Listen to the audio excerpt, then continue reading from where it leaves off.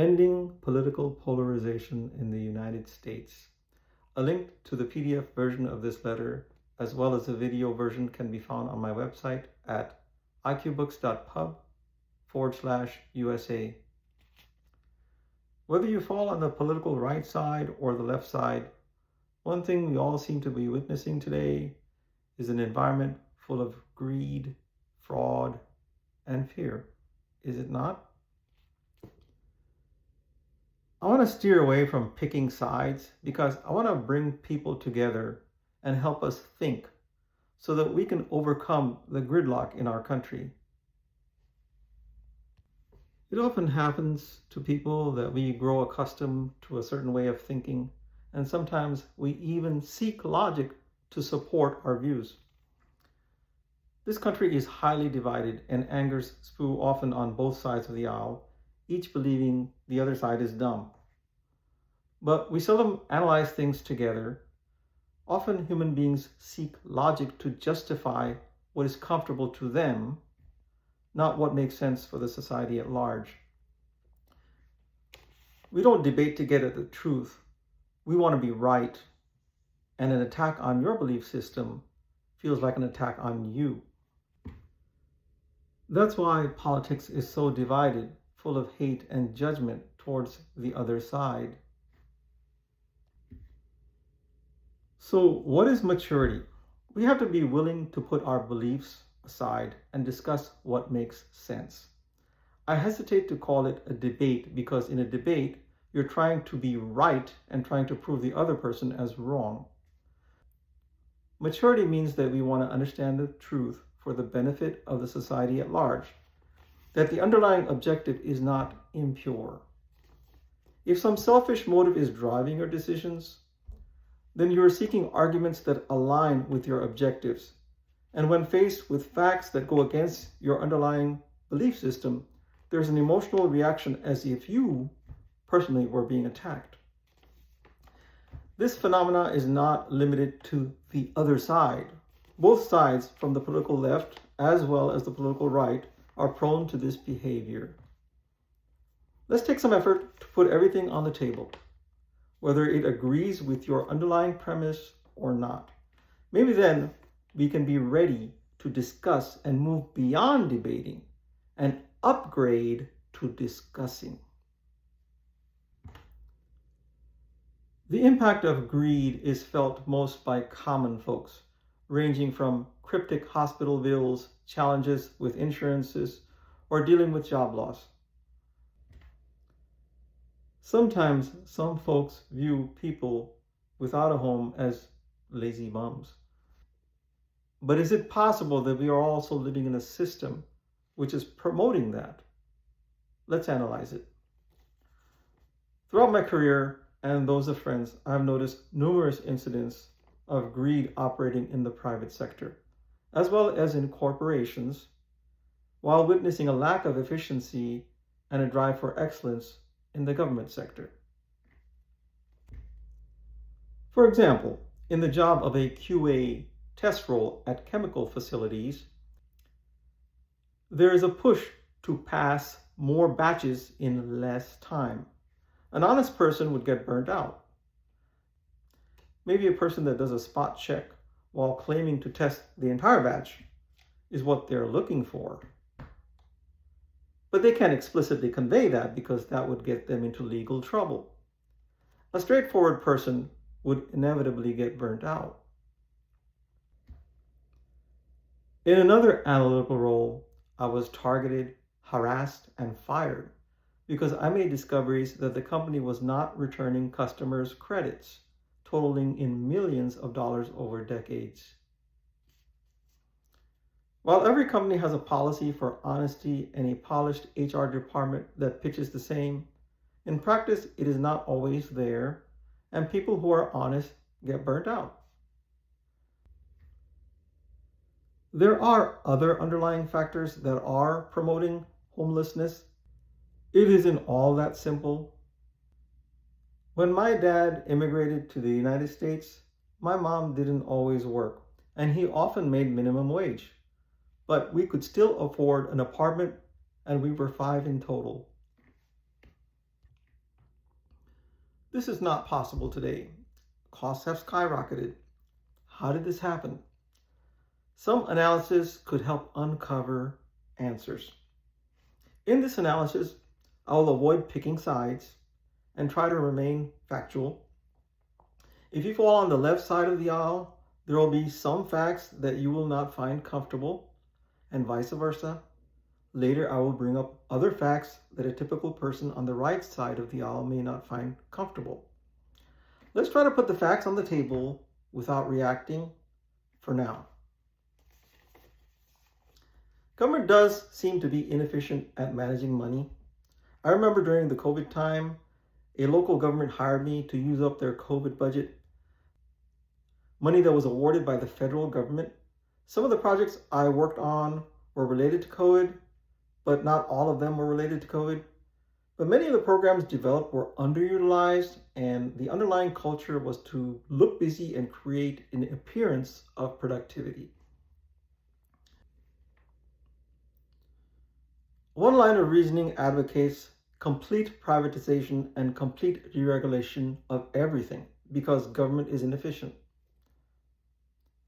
There might be risks associated with that because regulations evolved over time, and axing everything without understanding why the regulations were put into place might cause problems that the regulations were intended to prevent.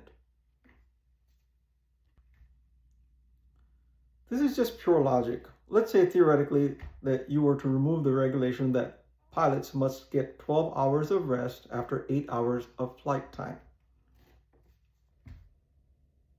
In this case, the reasoning is quite obvious. You know that a tired pilot may make mistakes. Similarly, there may be other regulations in place where the reasonings may not be obvious, but the rules evolve over time. Removing the rules and regulations without proper understanding could cause accidents. Republicans argue that businesses have to turn a profit or go bankrupt, but the government can print more notes. This is true. However, the private sector is not immune to problems. Corruption is one of them. We have seen many. I have given examples of my own experience and the experience of friends above. There are many other examples of corruption. Enron, WorldCom, and recently, Boeing. Have businesses demonstrated that they can effectively regulate themselves? Think about this for a minute. If I'm a CEO making really good salary, what happens to my compensation if the airplanes that my company makes break prematurely, 10 years earlier than the normal life expectancy of that airplane? Nothing really. I may have even retired by that time. Nobody is going to take my compensation away, especially if we totally deregulate businesses. So I'm trying to point out that things are not as black and white as people like to make them. We have to learn to analyze things and come to sensible solutions together. For that, first we must put our selfish interests aside and think about the success of everyone. Whether we succeed as a nation or fail depends on each of us, that we may start thinking about things logically and avoid this us versus them spirit. In the light of automation, I'm unsure if the short-term focus on tariffs is the bigger problem to focus on. It is arguable that NAFTA was not good for America, as many manufacturing jobs went south of the border. It would be ideal if our nation was to be able to support a workforce of diversely skilled people at various levels of intelligence and capacity. Automation is going to change all that. For example, the number of employees required per car produced has gone down throughout the decades because of automation. However, the pace at which technology is progressing is accelerating very rapidly. We are fast approaching a new reality of self-driving cars and robotics that will challenge the workforce. If we did live in some sort of a Star Trek-ish world where machines would take care of the vast majority of the grunt human work, what does that mean for the diverse population of people that exists at different intelligence levels? Would a truck driver still have a job? Would a food preparer still have a job?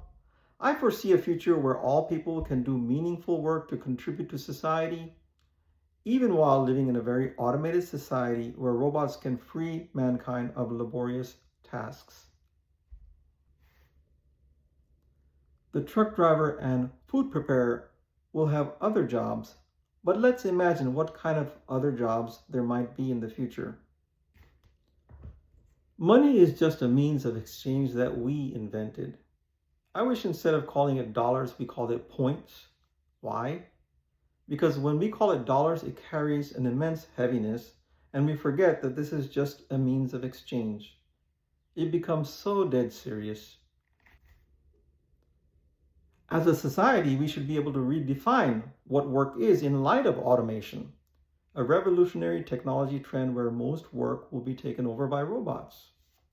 For example, if someone spends time talking to strangers at a hospital, strangers that are very lonely, and want somebody to talk to, is that work? If someone sings to make people happy, is that work? If someone takes time to clean up plastics and other non-biodegradable products from public places, is that work? I believe they all qualify as work, but the challenge is that capitalism is geared towards profit. I'm not against capitalism. In its current form, these activities would not be compensatable. In the light of automation, we ought to consider how to let automation be a boon to humanity. But the way it is configured now, the beneficiaries of automation would be companies and shareholders. Not everyone is a trader or investor. The reason for this is partially due to automation itself. Life used to be much cheaper. As we have had more automation, we have had more conveniences. Things such as cell phones and Google Maps didn't exist before. But we also moved from a one-paycheck family to a two-paycheck family, because the primary purpose of automation is not to benefit mankind. It is to make the company and shareholders more profit. Hence, an average Joe who doesn't know much about investing would get left behind. But things have become so expensive lately that there are people who struggle just to scrape enough to get by. And things such as rent, medication, and insurance have become hard to afford. We also don't live in a country where we have good mass transit everywhere. As kids grow older, it almost seems as if you need one car per person. In many places, mass transit is just not an option. This makes the current setup very expensive. And it is becoming increasingly harder for newcomers to the work market to do well.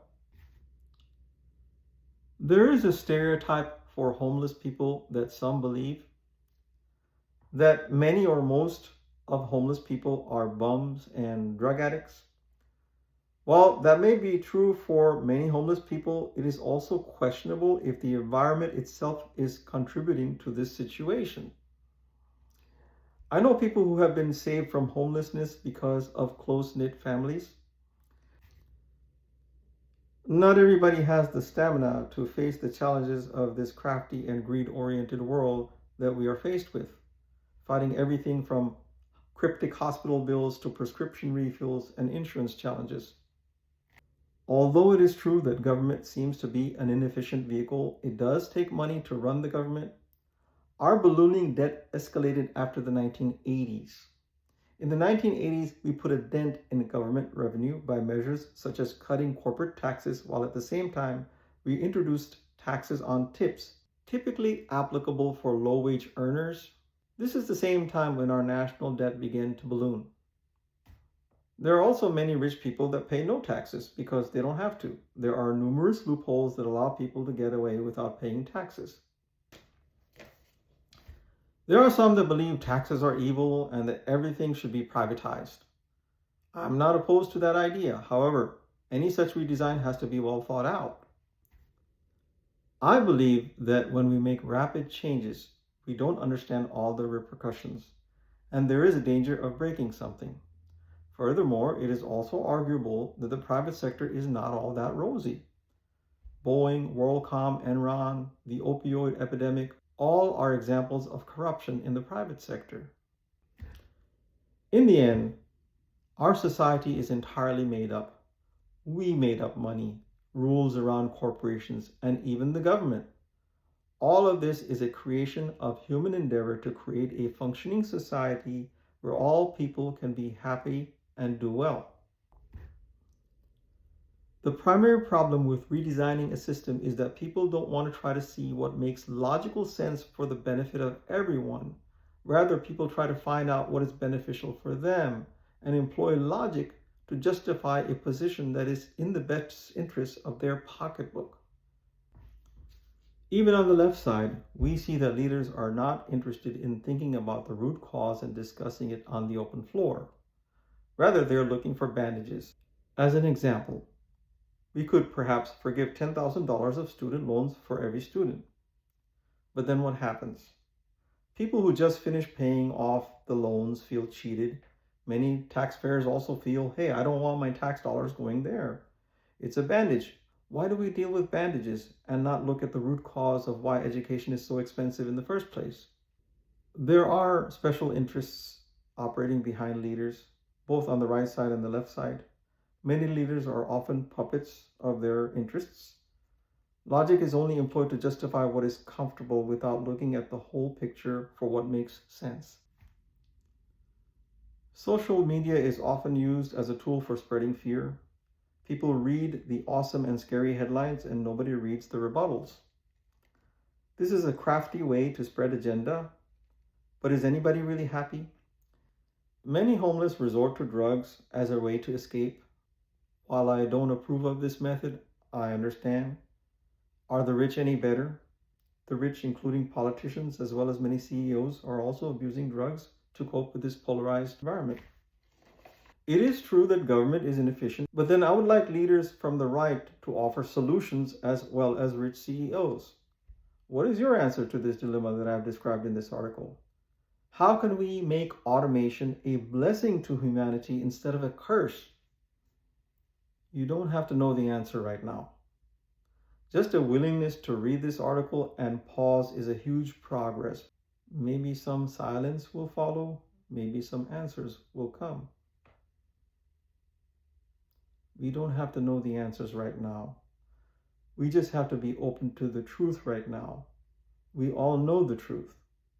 We just haven't been completely honest with each other and ourselves due to selfishness. Let's change that. It's possible. If you like this article, please find at least 2 people that agree to read it, make 2 copies and share it with them, and discuss it over a cup of coffee. Make it a fun thing to do. We don't have to know all the answers right now, but just opening your eyes and heart to the truth can be a very awesome and liberating experience. A copy of this letter in PDF form is at iqbooks.pub/USA. If you like this work, please explore other works of mine and support me, including short fictional stories for families, stories about my spiritual journey, health-related articles, etc. My website is iqbooks.pub. My YouTube link is youtube.com/&iqbooks-pub. Donations to support this kind of work are welcome.